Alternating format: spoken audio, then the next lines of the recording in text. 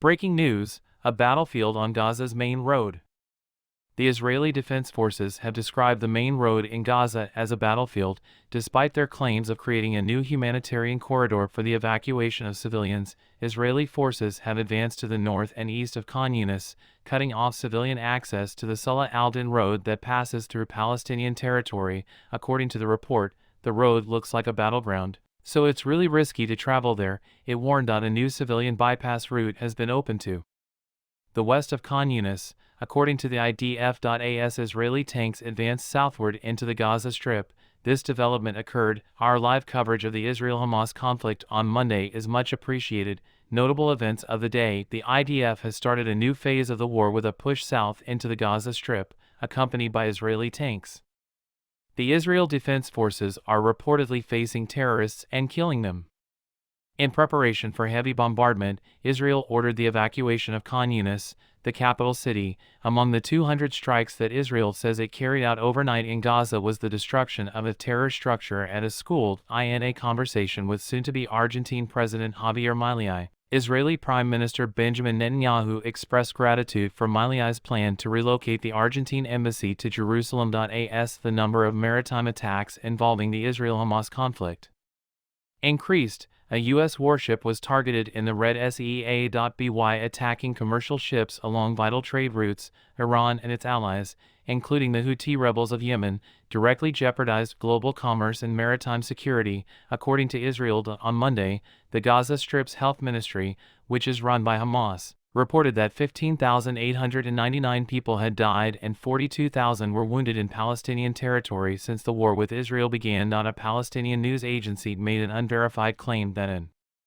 Israeli strike on two schools, where displaced people were taking refuge, killed 50 people. If you want to stay up to date on the Israel-Hamas conflict, we invite you to return tomorrow. A Palestinian Christian brings joy to the holiday season.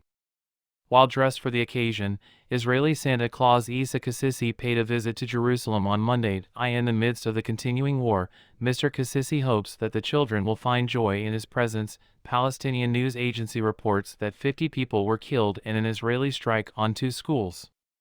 Two schools providing shelter to displaced people in the Daraj neighborhood, north of Gaza City, were allegedly struck by a strike, according to the Wafa agency. No one has checked the reports just yet. The Israeli army is investigating the allegations. According to a military spokesperson, Israeli forces forcibly evacuated Palestinians from Khan Yunis, the southernmost city in Gaza. Earlier on Monday, Israel should not attack Hamas in Turkey, Turkey warns. According to a Turkish intelligence official, Turkey has issued a warning to Israel, stating that there will be serious consequences if the Israeli government attempts to attack Hamas members residing outside of Palestinian territories, including in Turkey. It was conveyed to Israel that such an act would have serious consequences, and appropriate warnings were given to the interlocutors in light of the reports of statements made by Israeli officials, the official explained. According to a Sunday report by Israel's public broadcaster Kan, the head of the domestic security agency Shin Bet stated that Israel will pursue Hamas in Lebanon, Turkey, and Qatar for as long as it takes, regardless of the time it takes, the timing and intended recipient of. The comments made by Shin Bet chief Ronan Bar remained unknown. Each side has accused the other of genocide at the United Nations.